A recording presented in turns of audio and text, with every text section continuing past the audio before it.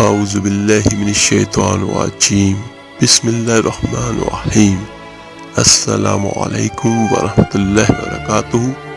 میرے عزیز بھائیوں بہنوں اور بچوں، آج کا جو ہمارا موضوع ہے یہ سورہ فاتحہ اور سورہ بقرہ کے بارے میں ہے۔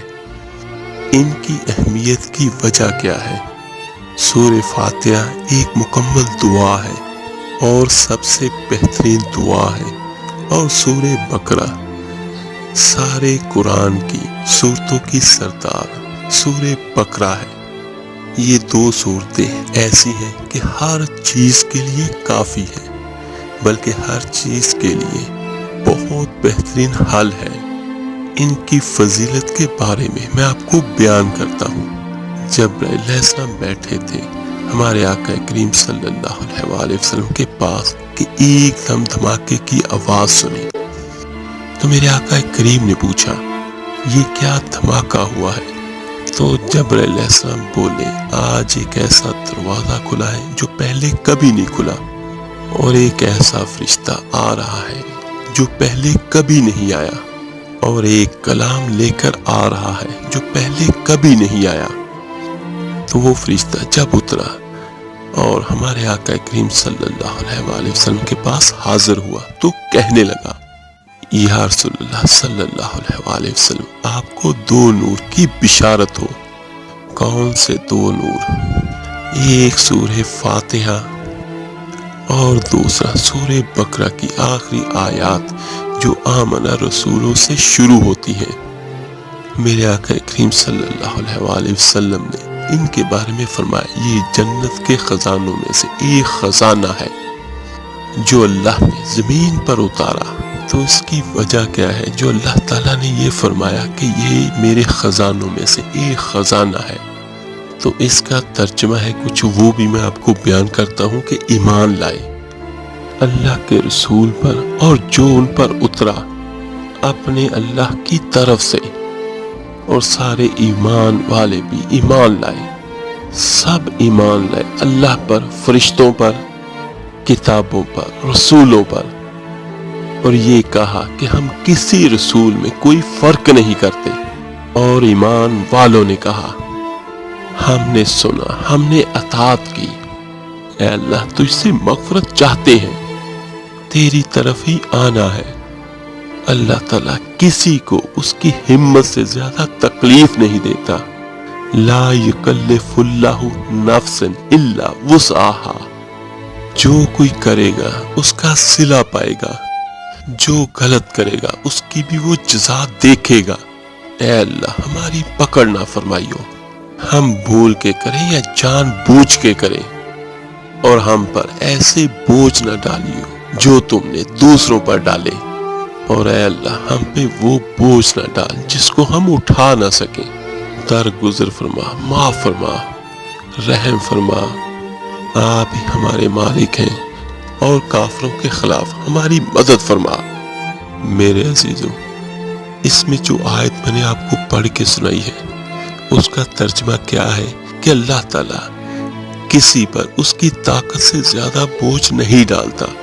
میں یہ نہیں کہتا کہ باقی صورتیں جو ہیں ان کی فضیلت کم ہے، معاذ اللہ، ہر صورت کی اپنی اپنی جگہ پر بہت بہت فضیلت ہے، لیکن سورہ بقرہ کو سردار صورت کہا گیا ہے کہ قرآن پاک ساری کتابوں کی سردار کتاب ہے، اور قرآن مجید کے اندر جتنی بھی صورتیں ہیں ان سب کی سردار صورت سورہ بقرہ ہے۔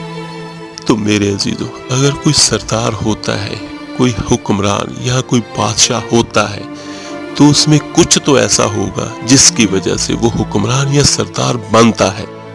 تو اس میں میرا اللہ تعالیٰ فرماتا ہے کہ زمین اور آسمان میں جو کچھ ہے وہ اللہ کا ہے، اور پھر میرا اللہ فرماتا ہے ظاہر کرو یا چھپ کے کرو، اللہ تمہارے ظاہر اور باطن کا حساب لے گا۔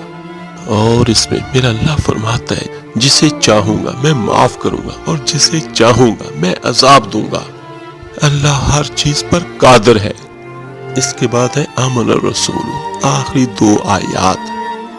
اصل میں سورہ بقرہ کی اہمیت اور فضیلت اس وجہ سے بھی ہے کہ یہ پوری سورت کہ اللہ تعالیٰ کی طرف سے احکام پر ہے، سب سے زیادہ احکام پر مشتمل سورہ بقرہ ہے، سب سے لمبی بھی یہی ہے، 286 اس کی آیات ہیں، اور یہ پوری کی پوری بھری ہوئی ہے مختلف قسم کے احکام سے، حلال کے بارے میں، حرام کے بارے میں، کاروبار کے بارے میں، معاشرت کے بارے میں، زندگی کے بارے میں، عبادت، حج، عمرے کے بارے میں، ہر چیز کے بارے میں۔ تو میرے عزیزو اس میں حکم زیادہ ہے، تو میرے عزیزو حکم کی عظمت یہ اس کی طاقت ہوتی ہے، حاکم کی عظمت اور طاقت کے ساتھ پورے سورہ بقرہ میں اتنے سارے احکامات کس نے دیے؟ میرے اللہ نے دیے ہیں۔ اصل میں اگر حاکم کی عظمت ہوگی تو حکم کی عظمت آئے گی، اور اگر حاکم کی عظمت نہیں ہوگی تو حکم میں کبھی عظمت نہیں آئے گی۔ ان دو جملوں میں ایک آیت میں اللہ تعالیٰ نے سورہ بقرہ کے لیے تیار کیا ہے کہ جتنا کچھ کہا گیا ہے، کہنے والا وہ ہے، زمین اس کی، آسمان اس کا، پہاڑ اس کے، ندی نالے اس کے، دریا سمندر اس کے، موسم اس کے، چار پاؤں پہ چلنے والے اس کے، دو پاؤں پہ چلنے والے اس کے، رینگنے والے بھی اسی کے، اڑنے والے بھی اس کے، تیرنے والے بھی اس کے، ماضی، حال اور مستقبل پر بھی وہ پوری طرح حکمران ہے، ساری طاقتوں کا مالک ہے، سارے امر، سارے اختیارات اس کے اپنے ہاتھ میں ہے، زمین اور آسمانوں کو گرنے سے تھام کے رکھا ہوا ہے، دن اور رات کا نظام چلا کے رکھا ہے میرے اللہ نے، چاند، سورج، ستارے، سیارے سب اس کے غلام ہیں، اور نہ ہی اس کی ذات میں کوئی شریک ہے، اور نہ ہی اس کی کوئی بیوی ہے یا بچہ ہے، اور نہ ہی کوئی مددگار ہے، اور وہ سب سے زیادہ غنی ہے، کسی قسم کی محتاجی نہیں میرے اللہ کو، ہر کوئی اس کا محتاج ہے، چاہے وہ زمینوں میں ہے چاہے آسمانوں میں ہے۔ یہ قرآن میرے اللہ کا کلام ہے، اور سورہ فاتحہ اور سورہ بقرہ کو خزانہ کیوں کہا گیا ہے؟